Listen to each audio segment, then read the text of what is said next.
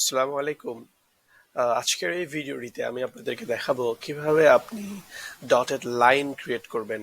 একটা circular shape আপনি এইরকম ডটেড লাইন চাচ্ছেন, উম, অথবা একটা লম্বা দাগ, সেটাকে আপনি ডটেড লাইন চাচ্ছেন।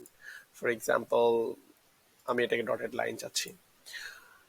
সো এটা কিভাবে করবেন? এটা ভেরি ইজি, খুবই সহজ।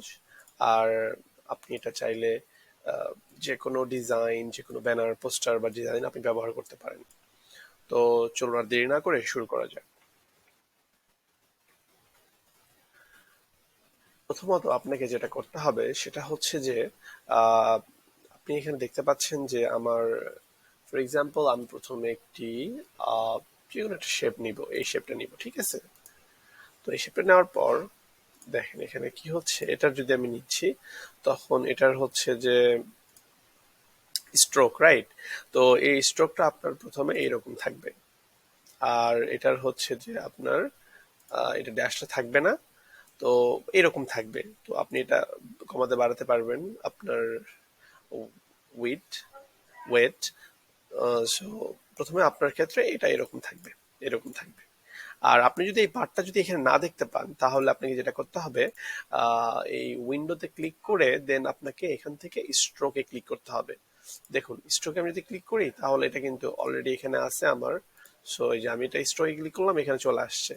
আমি যদি স্ট্রোকে না ক্লিক করি, দেখুন এখানে কিন্তু স্ট্রোক তারপর চলে আসছে, আমি এই উইন্ডোটা এখানে নিয়ে আসছি। আপনার যদি না থাকে সেক্ষেত্রে আপনি এখানে ক্লিক করে নিয়ে আসবেন। তো তারপরে এটাকে আপনাকে যেটা করতে হবে সেটা হচ্ছে যে আপনি এটা বাড়াতে পারবেন, কমাতে পারবেন ওয়েটটা। তারপরে এখানে আপনাকে এটা রাউন্ড শেপ করে দিতে হবে। তারপর এখানে ড্যাশড লাইন, এটা ক্লিক করে দিতে হবে। দেন এখানে 0% জিরো করে দিতে হবে। তো এটা যদি আপনি জিরো না করেন তাহলে দেখেন কি হচ্ছে, এরকম শেপ আসতেছে। আপনার যদি এরকম শেপ দরকার তাহলে আপনি এটা করতে পারেন।